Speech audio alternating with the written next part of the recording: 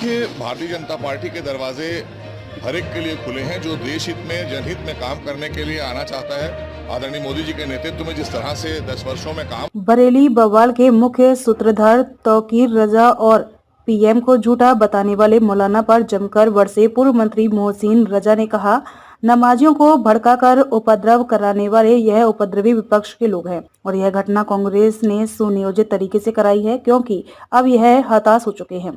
मोदी सरकार की योजनाओं से नहीं लड़ पा रहे तो इस प्रकार के हथकंडे अपना रहे और ऐसे सभी उपद्रवियों से सरकार सख्ती से निपटेगी और इस सभी को कानूनी कार्यवाही झेलनी होगी। प्रधानमंत्री को लेकर उन्होंने कहा सबसे झूठा आदमी वो है। देखिए, एक बहुत ही सुनियोजित षड्यंत्र के तहत और बहुत एक कहना चाहिए साजिशन विपक्ष के द्वारा कराया जा रहा काम है, क्योंकि विपक्ष हारा हुआ है पूरे देश के अंदर और उपद्रवी उन्हीं के पास सबसे ज्यादा हैं।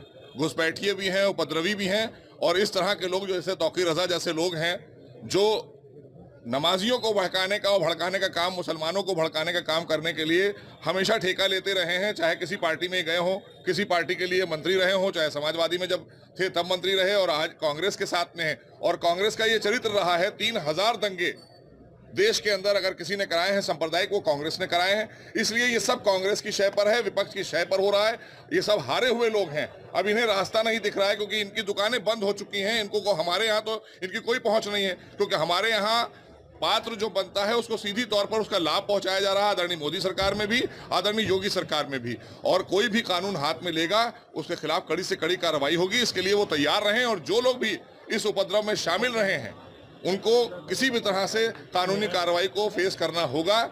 और ये कांग्रेस के इशारे पर है, मैं बार बार कह रहा हूं, इसमें कांग्रेस शामिल है, कांग्रेस के इशारे पर है, क्योंकि आप उससे पहले के भी जो दंगे हुए हैं, चाहे मुरादाबाद के दंगे की रिपोर्ट आपने पटल पर देखी थी, क्या आई थी और कौन लोग उसमें शामिल थे। तो ऐसे ही लोग थे, तौकीर रजा जैसे लोग, जिन्होंने दंगे कराए थे और आज फिर कराने की साजिश हो रही है। हम इसको नाकाम करेंगे। अब तो इसका इनकार नहीं किया जा सकता, यानी कि एनडीए में शामिल होने की जो बात है वो कहीं ना कहीं सच होती जा रही है। देखिए, भारतीय जनता पार्टी के दरवाजे हर एक के लिए खुले हैं जो देश हित में, जनहित में काम करने के लिए आना चाहता है।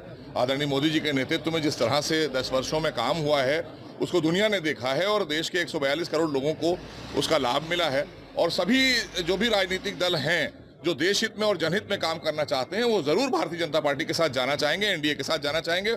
और जो भी आता है, और खास करके जयंत जी की जहां तक बात की जाए तो उनके तो पूर्वजों से लेकर अभी तक उन्होंने बहुत विकास कार्य उन लोगों ने भी किए हैं, देश के लिए बड़ा योगदान रहा है और उनको बधाई भी देंगे और माननीय प्रधानमंत्री को भी बधाई देंगे कि उन्होंने उनके हमारे जो देश के प्रधानमंत्री रहे चौधरी चरण सिंह जी को भारत रत्न से नवाजा है और वो उसके लिए डिजर्व करते थे। इसलिए भारतीय जनता पार्टी सबका साथ, सबका विकास और सबके विश्वास की नीति पर काम। हल्द्वानी में जो